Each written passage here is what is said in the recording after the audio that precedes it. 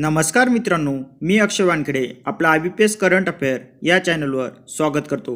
मित्रांनो, आज आहे दिनांक 2 मार्च 2026 आणि आता थोड्या वेळापूर्वी स्थापत्य अभियांत्रिकी सहाय्यकचा पेपर संपलेला आहे आणि प्रश्न आपल्याकडे आलेले आहेत. ते आता आपण एक एक करून बघणार आहोत. मित्रांनो, हे सर्व प्रश्न आपल्याला विद्यार्थी मित्रांनी पाठवलेले आहेत. आता आपण एक एक करून GSGKचे प्रश्न बघणार आहोत. प्रश्न पहिला, नर्मदा नदी खालीलपैकी कोणत्या राज्यातून वाहत असते? मित्रांनो, हे आपण पेड बॅचमध्ये घेतलेलं आहे. साईडला आपण बघू शकता. प्रश्न क्रमांक 2, क्रिकेटमधील DRS यामधील आरचा अर्थ काय होतो असा प्रश्न विचारलेला आहे. प्रश्न क्रमांक 3, हिंदी दिवस कधी साजरा करण्यात येतो? मित्रांनो, याचं योग्य उत्तर आहे 10 जानेवारी. त्यांनी वर्ल्ड हिंदी दिवस विचारला होता. प्रश्न क्रमांक 4, कनेरी मठ कोठे आहे? प्रश्न क्रमांक 5, जगातील 2 नंबरचे सर्वात मोठे सिमेंट कॉन्क्रीटचे धरण कोणते असा प्रश्न त्यांनी विचारला होता.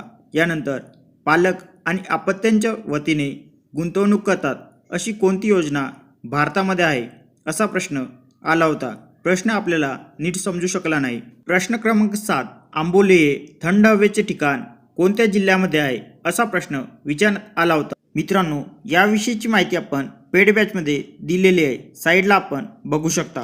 प्रश्न क्रमांक 8, भारतातील 100% सेंद्रिय राज्य कोणते असा प्रश्न विचारण्यात आला होता. त्यानंतर राज्यसभेमध्ये सर्वात जास्त सदस्य कोणत्या राज्यातून आहेत? मित्रांनो, याचं योग्य उत्तर आहे उत्तर प्रदेश. याविषयी माहिती आपण पेड बॅचमध्ये दिलेली आहे. मित्रांनो, आपली पेड बॅच विकत घेण्यासाठी 85 52 84 64 62 या नंबरवर आपण व्हॉट्सअपद्वारे हाय MJP असा मेसेज करायचा आहे. मित्रांनो, ही बॅच आपल्याला फक्त 51 रुपयामध्ये मिळणार आहे. त्यानंतर प्रश्न क्रमांक 10, 5 प्लेयरची नावं दिली होती आणि त्यामध्ये मुंबई इंडियन्समधले प्लेयर कोणते आहेत असा प्रश्न विचारण्यात आला होता. प्रश्न क्रमांक 11, स्किल इंडिया या योजनेशी संलग्न महाराष्ट्रामधील योजना कोणती असा प्रश्न विचारण्यात आला होता.